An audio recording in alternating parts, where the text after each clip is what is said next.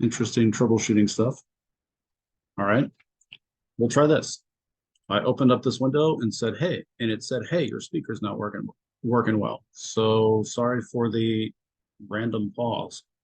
My name is Daniel Young. I'm the owner and founder of Adapted Perspective. I believe it's my purpose, my calling to help you identify your dreams and help you reach your financial freedom destination and maintain it so that you can pass your wealth off to the next generation.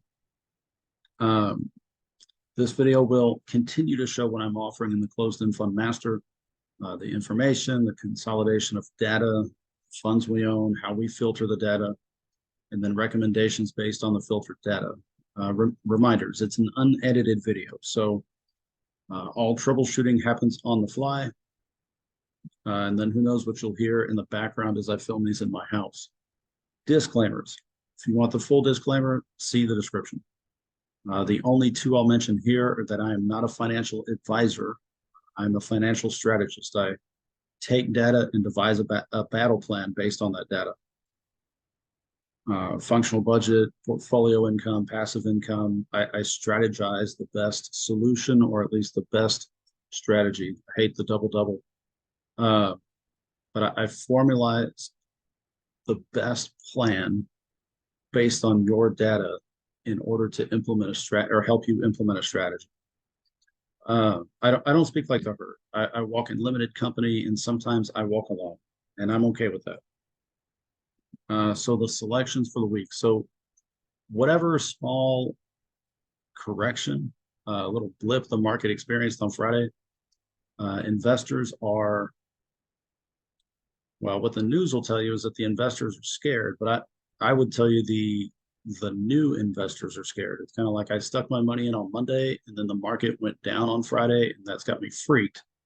So I'm going to pull my money out. And that's really what causes the huge swings in the market. One, the doom and gloom by the media and all these different supposed experts, which if you pay attention across stations, you'll find out that the experts on the stock market are the same experts on this conflict, are the same experts on that conflict. Seems to like all their different experts are the same people, and they all say the same things.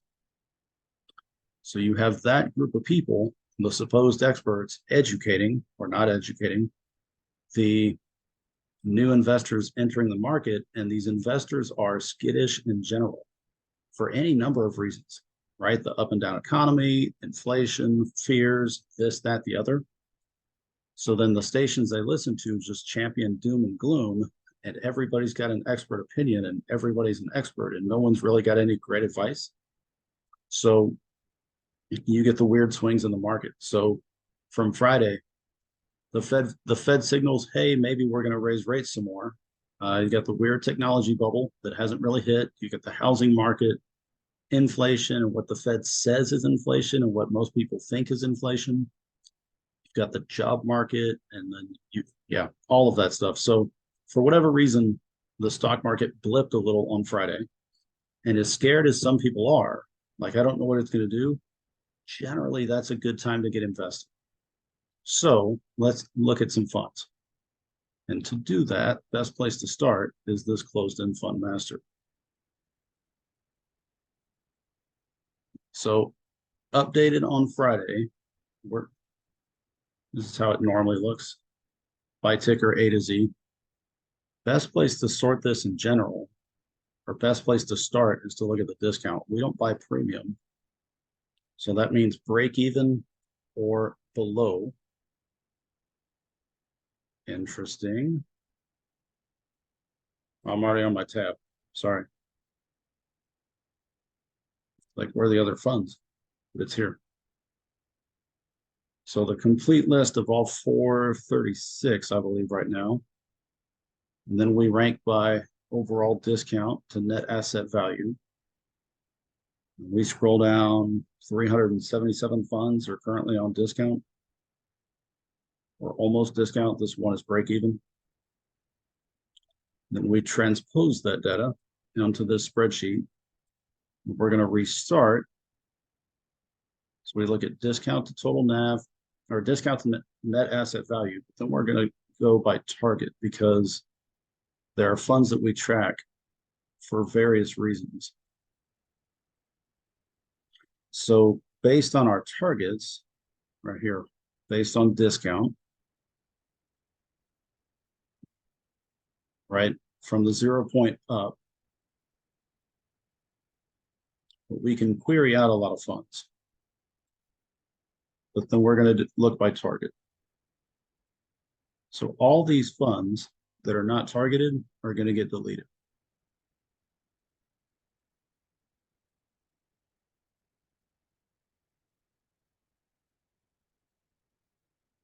Right? So green is what we follow. Purple is recommended by somebody else. Blue is what we own.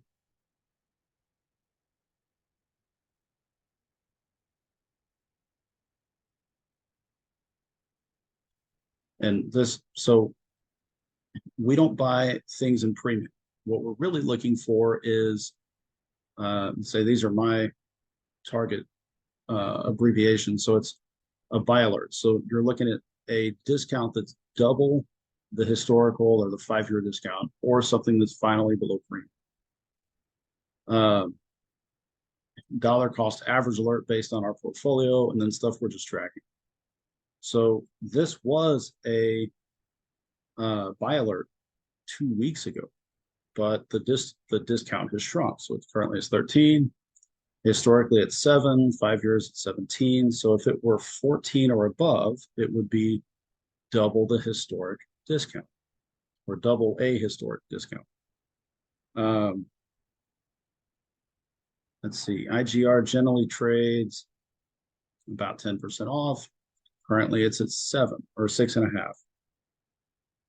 All of these, ZTR was on the list a couple of weeks ago. HQL was on the list a couple of weeks ago. GLO was on the list about a month ago. Right. So all of these funds, even though they're selling at discounts, and even though some of them pay amazing dividends, they don't make the cut.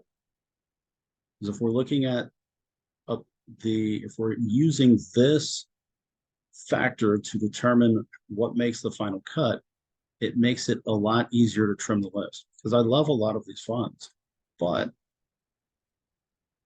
we want to make sure we're getting the best deal. So before we go further, let's go back. So everything's ranked by overall discount, not anything else. So this fund is pretty new. It's about a year old, has a high discount, has a variable dividend. And it's not really changed. If we look at, and these funds will make the cut for the week, I know. If we look at HFRO, that's 3 down from the top. The discount was closing. But now it's back up to close to 40%. HGOB, same thing. The discount was closing. It was down to about 23, 24, but it's back up. And that disc, like, yes, it's 4% increase, and that's not a lot, but it's significant again. So if it was equal, I mean, it's only been around 3 years. It's not, you're not going to see, at least my experience, you're not going to see just an ongoing 48% discount, but that one seems to kind of break the mold on that. So when this, since it's really tracked about 4 or 5 years, when the discount is still 24, 25, 26% on a relatively new fund, that's still just as significant as something that's traded for longer, from my experience. So HFRO is on the top of our list because we've already taken this one out of the game.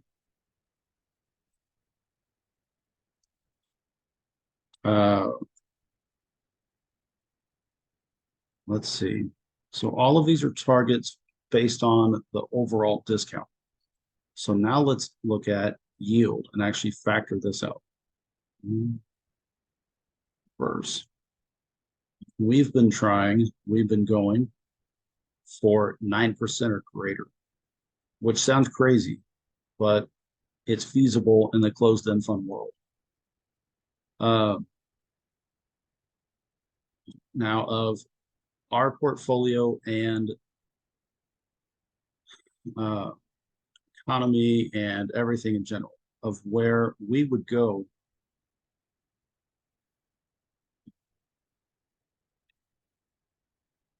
Put these back. So we already have plenty of shares of these two. My goal has been, and say whenever I instigate or construct this membership, you get access to everything. Like you can see everything in our portfolio, what we've bought, when we bought it, what it's earmarked as, the percent of return of investment of each buy.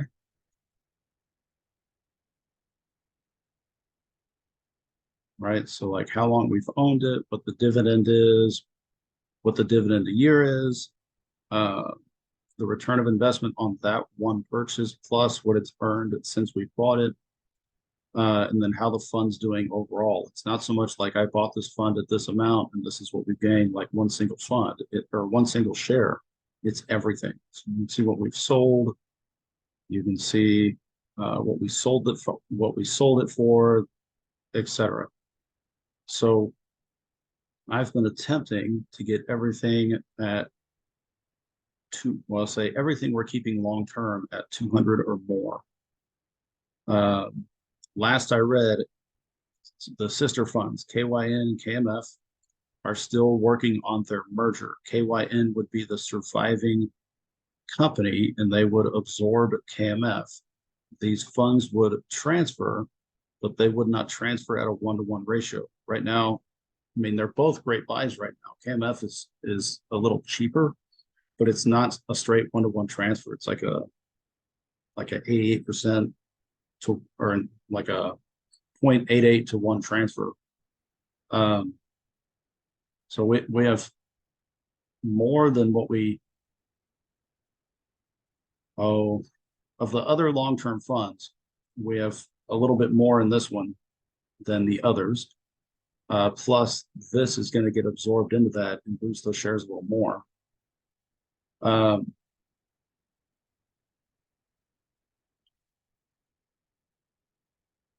yeah, and I get it. You can pause the video and look at this stuff too.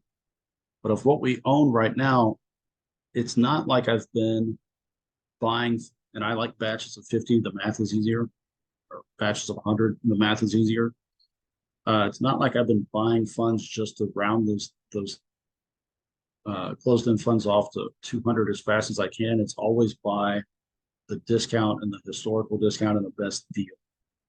And based on that, we'd be foolish to forego these two at the top because they are just fantastic deals based on their history and based on this pocket of closed-end funds anyway. Now, yes, KYN makes that list, FGB makes that list, but we're already topped at 200 there. So on our side of things, I'm willing to forego that to pick up something else that's exceptionally good as well. Banking, these would be new if we got them. BRW used to be just senior loan floating rate or floating rate senior loans, however you want to say that.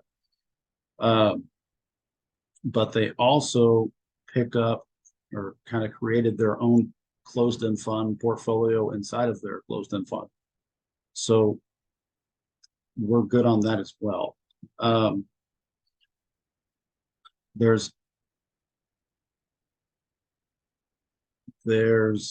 advice floating that. So with the current economy, higher energy prices, still the battle on inflation of what the Fed says it's inflation, if you believe what the Fed says is accurate. I've heard that a great way to go is to invest in utilities to kind of, I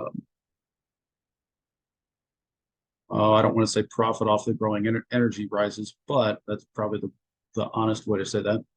So DPG, yes, is utility heavy, but the 4 oil and gas energy transfer utility funds we already own, FEI, NML, KYN, KMF, all of those do utility pipeline infrastructure, energy transfer.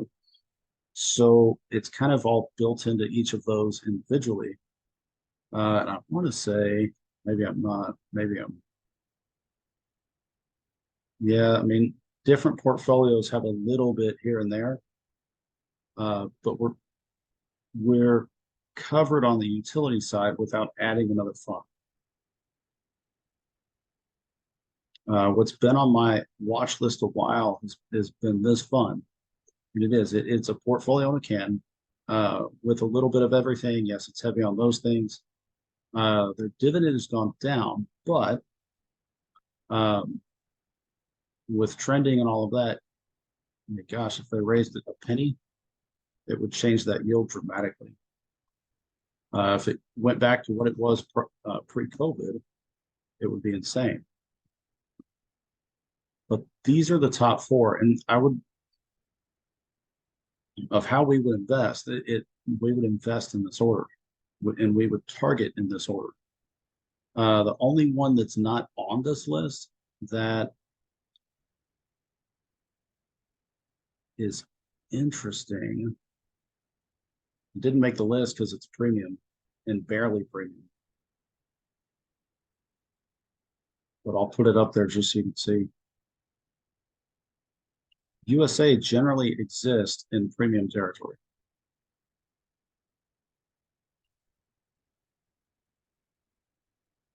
And it's just premium. But if it suddenly changes to, if it drops, it's not going to auto calculate.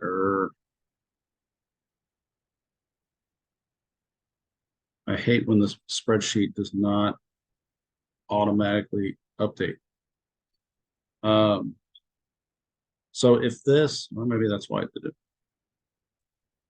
Maybe I put it in the wrong category. Look, I did. So equals. All right, so if this suddenly changes to 2 cents less than what it is now, it's finally in discount. Now the discount doesn't look like much, but it generally exists in premium territory. So the fact that it's just below even, yeah, it doesn't compare to 40% off. No, not on the surface, but it's finally below premium, and it doesn't really go below premium. Now, that being said, say if you put 50, say if you bought 50 shares of USA that pays quarterly and 50 shares of this, well, let's see. See if there's not another good comparison. Slightly different price.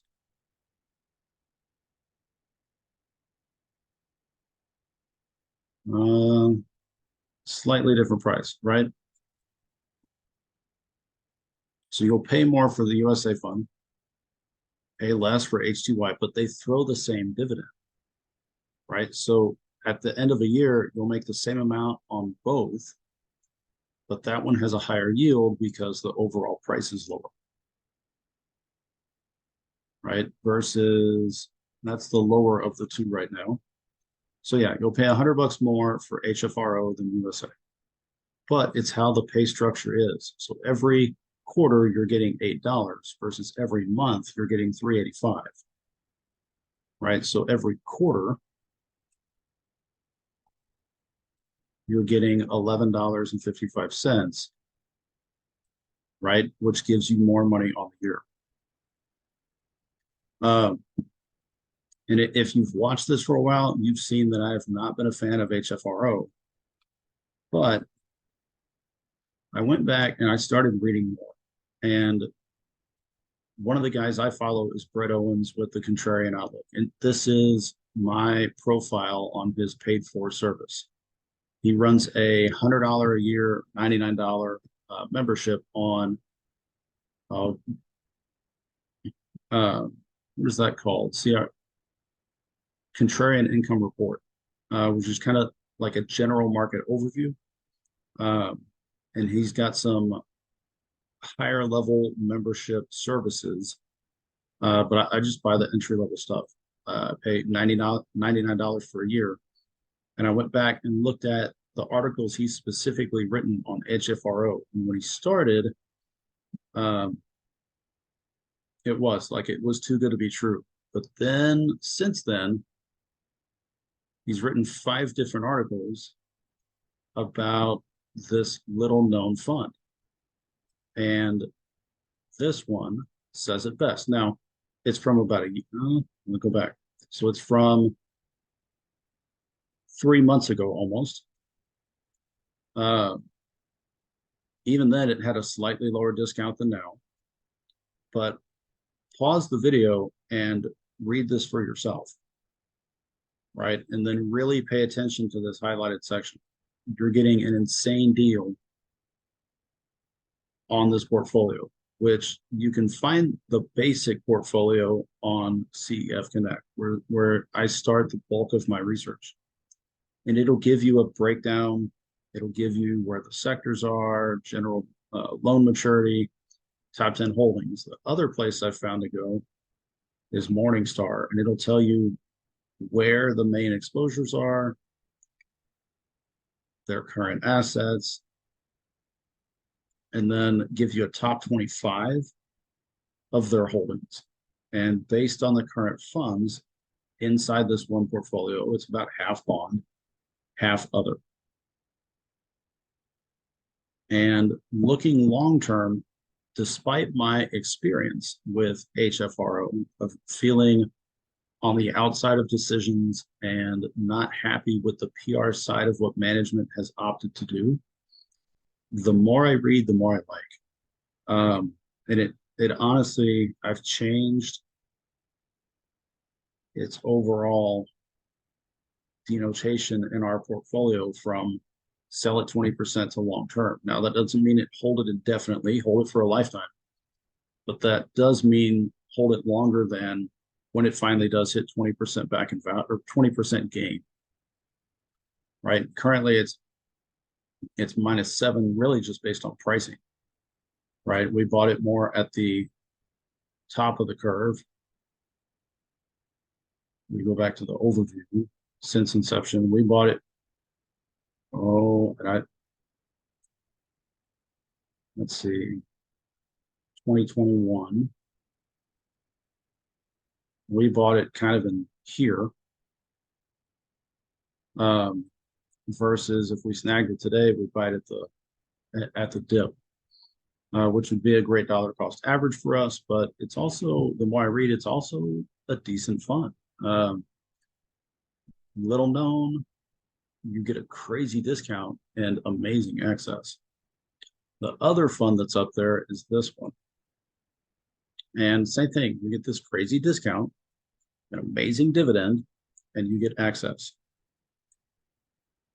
So if you looked at these individually, you'd pay a lot more than just $8.29 for all those. And pricing wise, it hasn't been around that long.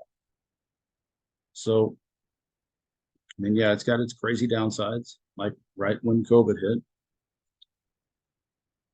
And then what it is now, for whatever reason, it got restructured. And since the restructure, it's gone pretty well. They've written 4 articles about HGLB, all relatively good articles. Last one being this one from about, say, 15 months ago, which had a 22% discount at the time.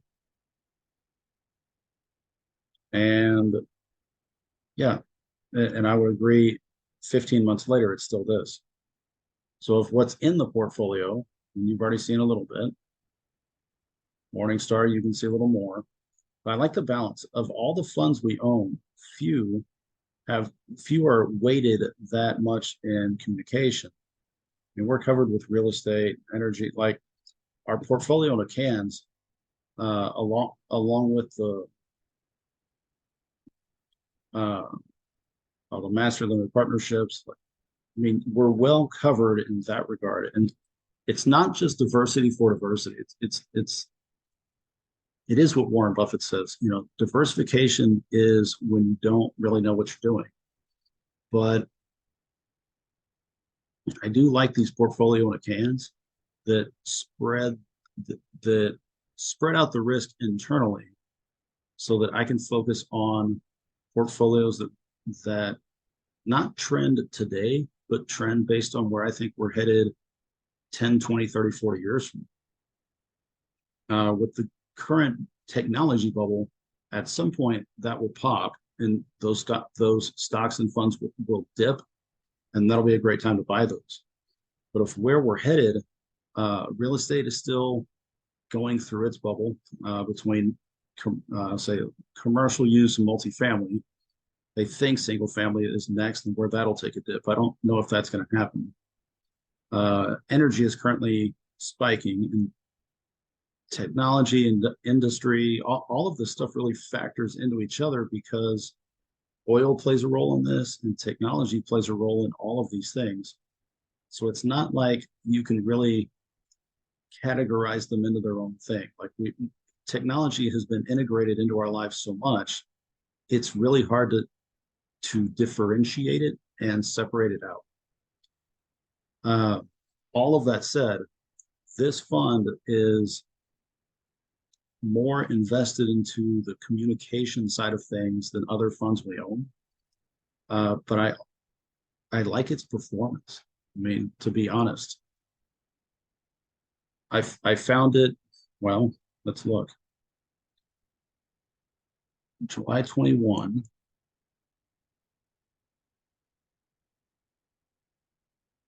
This should be. Yeah, I don't know if I read the Brett Owens thing or not, but I bought it after they wrote that first article. And back when I was trying to get into and learn the market, when I would buy smaller share amounts and kind of spread that around, I've since changed that tactic. I do. I like batches of 50. It's much easier to figure out.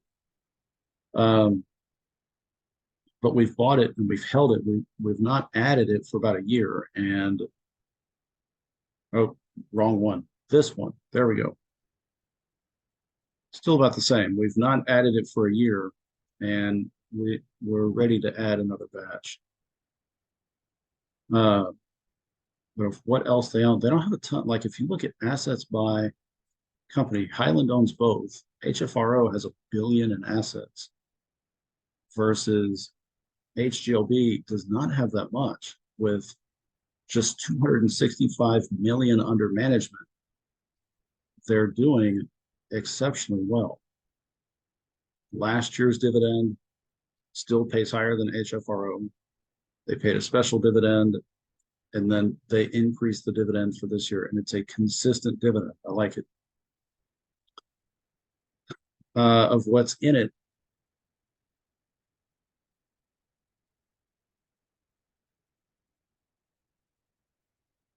yeah, I like the fun.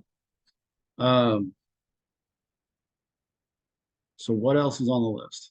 H2Y has, I've been looking for a great time to add to it. We're 50 shares away from 200 and then kind of cap that and leave it until it becomes another opportune time to buy.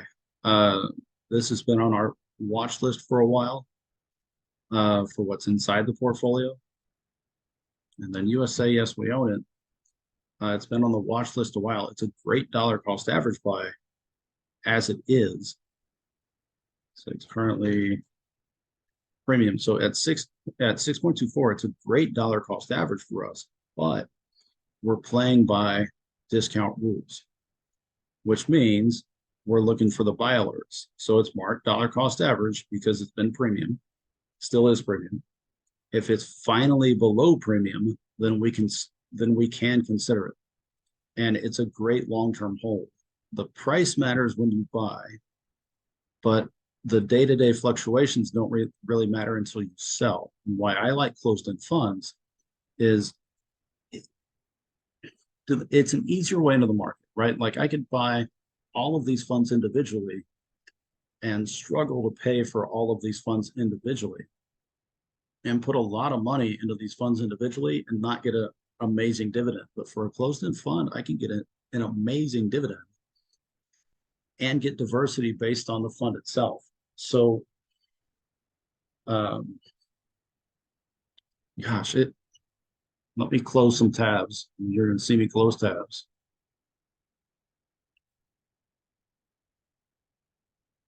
So let's look at H2Y. And if you want the Morningstar reports on these, you can look.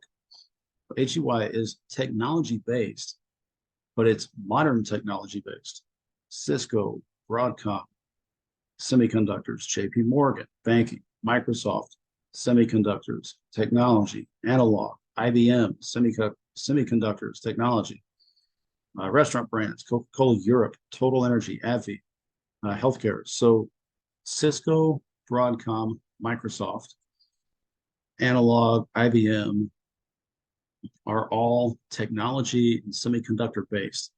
At the core of that is oil and energy transfer.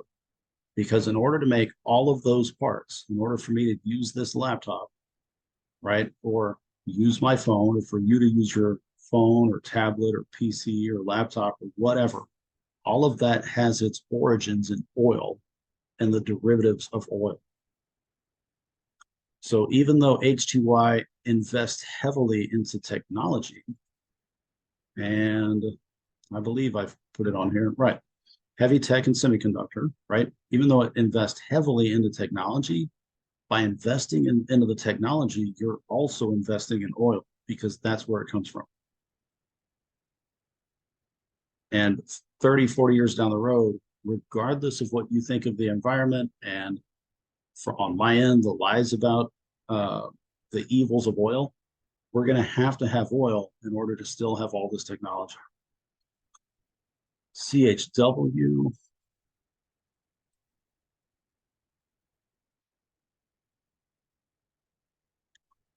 Similar. Semiconductor, Google, Microsoft, Ford Motor, NVIDIA, Amazon, ASML, Nordisk, Apple. Yeah, so very similar structure. HTY is all stocks. This one is a mix of convertible, meaning they can flip between bonds, distribution. You can see that dividend price drop, the history overall. If they can get back to pre-COVID level, or even a little bit higher than that, right at 0.06, the dividend completely changes. And I want to say Carnegie said this, but I don't quite remember who to attribute this quote to. It's like when there's blood in the street, the best time to buy is, well, the best time to buy is when there's blood in the street, even if it's your own. So had we owned this and the dividend dropped, it would have been appealing if the discount was there. On our end, there's a fund that I would love to buy more of. I like what they have in the fund. I'll pull it up. I like what they have in the fund.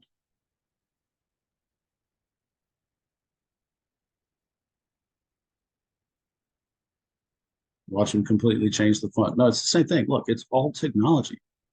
So Microsoft, Apple, Broadcom, consumer staple, Google, oil, natural gas, energy transfer, Conoco, NVIDIA, Invent Electric. I don't know what that is. I could look it up. Amazon, AXA, right? Heavy technology. Heavy technology. Risk spread across all of these different things. These are the top 10. They have 321 as of July funds under management, right? So if one drops, it's not going to be a huge impact felt worldwide. But the problem is so much has dropped. Their pricing is down 431 based of where it was, right? But their dividend has suffered significantly. Look, 1, 2, 3, 4 in a row, right? And if we look since we bought it, 421. Let's look. So we bought it where the cursor is. So it went up next, down, up, up. But since the 22nd of March, you've had 1, 2, 3, 4, 5, 6 decreased dividends in a row. 1073, Yeah, minor drop there, but still 6 different dividend decreases in a row. If this discount currently 884, we have to come back to the master to find it.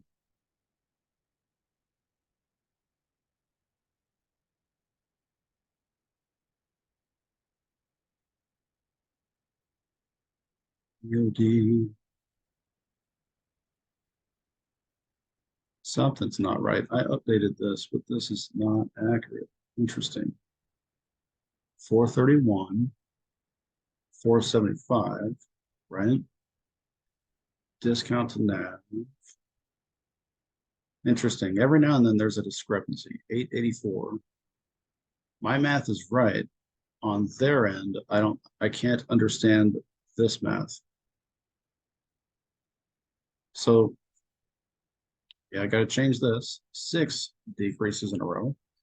Historical discount near 6, 5-year at 7, right? Either way, that's not a significant discount to take notice of. It's important. I mean, it is on discount, right? We'll say it's at 9, but historically, it's not where it needs to be. Now, if it got to historic levels, like if the discount went to 12 or got to 14ish, say if we're going on that number, since that's a lower number, if it got to 12, right, or even if it got to 15, 16, that would be significant. That would be worth looking at. But even though that's high, that's not high compared to where it's been historically, which is, I love this metric in relation to the fund because it really does put things in perspective. Because yes, it's at a crazy discount, but it's not at a historic discount or double the historic discount. It honestly makes it easier, in my opinion, to sort things out that way. So USA.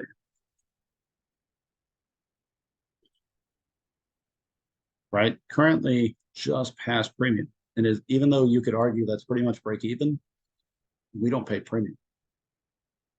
Pricing has been about 1 over the last 5 years.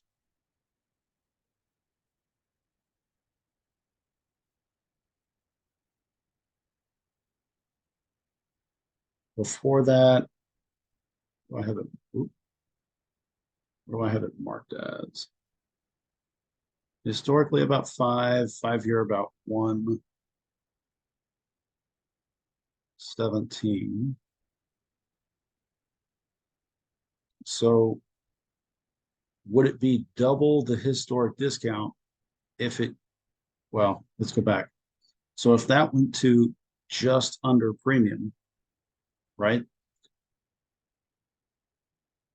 it would meet this criteria that it's finally below premium, but it would not compare to the others in being double the historic discount or double that amount. So if it got to 2% down, right, or 2.5, okay, so 2.4, got to, well, so if you want to be exact, 2.38, right? But if it got to 2.4, that would be double the historic average and a good buy signal,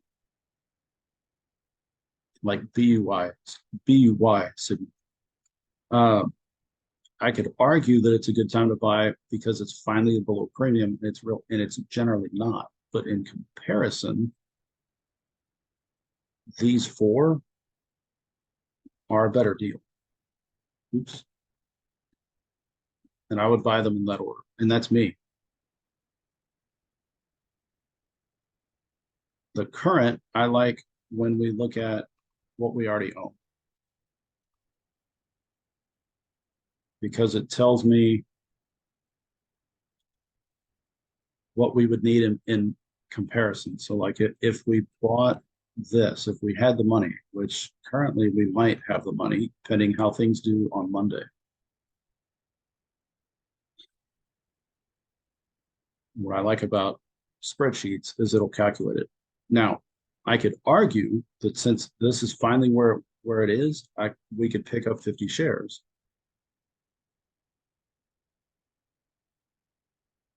But the counter to that is, do I want to do that right now? I, that will be the question up to me. If where we stand right now, total shares owned, currently invested, current dividend, our yield overall, my goal has been to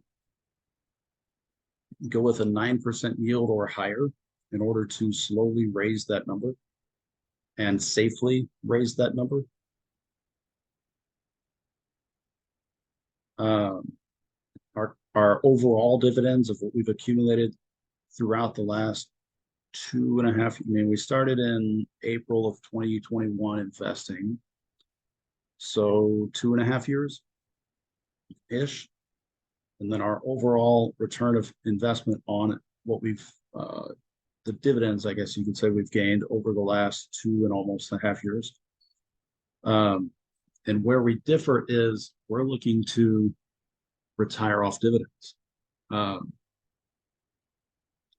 What the culture advises, or what those experts on TV advise, is that you accrue about $1 million invested, and you sell off about 4% of your portfolio a year. That's called the 4% rule. So 4% rule is the market gains at least 4%. You could sell 4% and not really see a decrease, so you kind of break even. But that doesn't work. The guy who invented the 4% rule is currently taking out more than 4%. Inflation is currently 4%, regardless of what the Fed says. So it's also counterintuitive.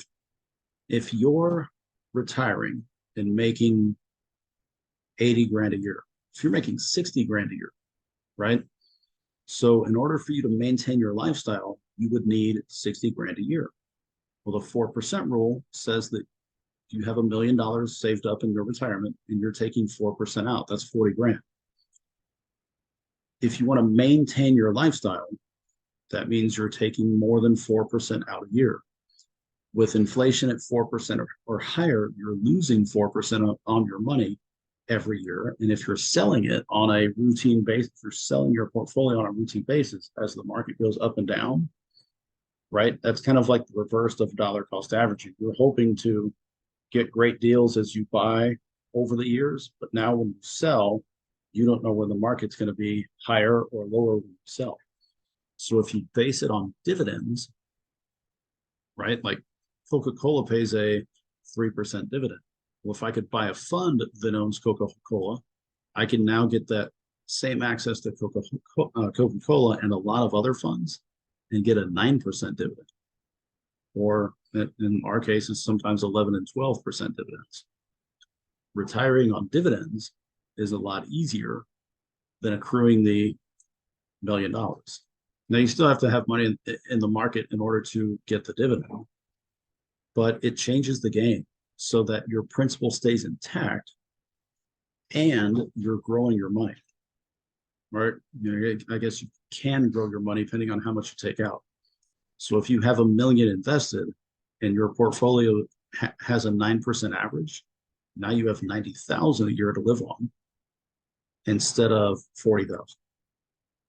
Or if you have 500,000 in the market, now you have a $45,000 income, which is still greater than that 4% rule.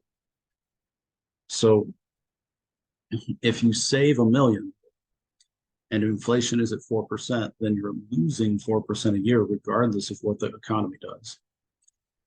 You're taking out more than 4%. Odds are you're taking out 8% or more. So now you're at a 12% loss. And if you saved the $1 million hoping it would cover you and your spouse, that money for you and your spouse is now higher, right? Because you've got to cover both of you. So if you're losing 8% for you and your spouse isn't working or wasn't working prior, maybe it's really like a 10 or 12% loss. So you're really losing 16% of your portfolio value at a minimum every year. And that's regardless. So you get 4% for inflation, and then you get say 8% for you, maybe 4%, so 12% for you and your spouse. So that's 16%. And if the market takes a dip and all your portfolio drops in value, it's really a bigger loss. And the loss depends on what the market does. But if you're retiring based on your dividends and you're structured to retire based on dividends, then your principal is intact. Now, it sucks when your principal goes down, right? When the overall worth goes down, but the market swings back. So it'll swing back up and swing back down like it normally does. And if you really had to sell, you would sell at the top. But the goal is to actually not sell the portfolio. The goal is to live off the dividends. So it takes a lot of stress out of your life. It's like the market's down, but it doesn't impact my buy or sell. I mean, it impacts you if you're buying more, right? When the market's down, you buy more. When it goes up, you sell if you want to. But your retirement doesn't depend upon the swing. You're not waiting for the market to swing back up so you can sell. You're still just collecting your dividend. So it's a very different look on the same game, and it changes the game, which is why I like closed-end funds, because you get a cheaper buy-in, you get a phenomenal dividend, and you can pick your dividend schedule. If you want a month, say monthly. I really don't want semi-annual. I don't want annual, but I can have it pay by quarter, which is how our portfolio is structured on here. Category 3 pays in the third month of the quarter. Category 2, we lost because the fund liquidated itself, pays in the second month of the quarter. Category 1 pays in the first month, or kind of alternating. It pays quarterly, but not traditionally. Supposedly, so far, these have shifted back to category 1. So I'll have to restructure this next year. I'm not going to do it now. But USA pays on an off schedule. FGPE pays on an off schedule. They're in pink because the dividend date hasn't finalized, and it lets me know I need to fill the data in when that happens. And then all of these pay monthly. And then you can see what we're invested in and what our payout is based on category, as well as overall. So it's a very different take on the retirement game and the stock market game. And in my opinion, it's a much better all-around play for everybody, because you get a better buy-in, you get better access, you get inbuilt diversity within what you're investing in, and you get a much better dividend. You get a safe dividend. Yeah, and there are structures within it, like there's utilities, bonds, municipal bonds, healthcare, MLP, Master Limited Partnership for oil and gas. You get funds that end up structuring everywhere, like portfolios in a can, business development and private equity. Yeah, all consumer, which I'm not exactly a fan of this one. We inherited this one they bought out the last fund we were with, and did not do the one-to-one transfer. You have all technology, banking and preferred. Yeah, I mean, depending on what you're interested in, you can easily diversify within sector, right? But you could also just go with a overall portfolio in a can and let them do the diversification for you. And I'm not saying to diversify in the sense of spread out your money so you limit your risk. It's the advice of don't put all your eggs in one basket, right? Like if I'm only invested in oil, there's more than just the one way to improve your money situation and grow your wealth. So invest where you see the economy going, not where it is right now will determine your buy, right? Like the economy dips, the market dips. That's a great time to buy, but the market always tracks forward. So invest where you see the market going in another 30 or 40 years. And in that 30 or 40 years, a lot will change, right? Prices will fluctuate. But if you can project where you think things will be, you'll be in a much better situation 30, 40 years down the road as a long-time investor. So stop the share. So that's what we have for this week. If you like the content, consider subscribing to my channel, hit the like button, and then also head over to Facebook and join my group there called Navigate Your Finances, where I look at earned income and passive income. The information will be in the description. YouTube changed it where you can't post a link without a certified account. But the information will be in the description box. So remember, you're the captain of your ship, right? It's your job to navigate your ship where it needs to go. There'll be a ton of people who want to help, but you have to filter out all that advice and then find the people that speak to you, and then find the people that offer actually really good advice, right? So make the best decision for you. You have the power to change your life and your financial future. Sift through all that other awareness, knowledge, information, and then make the best choice for you. And whatever you're up to, make it happen. Shock your world. Make people curious about what you're doing, right? Do well, do something new, chart a new course, and people will be like, huh, that guy's really, or that girl's really aware and knows what they're doing. I wonder what they're doing different. And then once they ask you questions, teach them and set them up to do well on their journey. So this is Daniel Young signing off. I will see y'all on another episode. Bye-bye.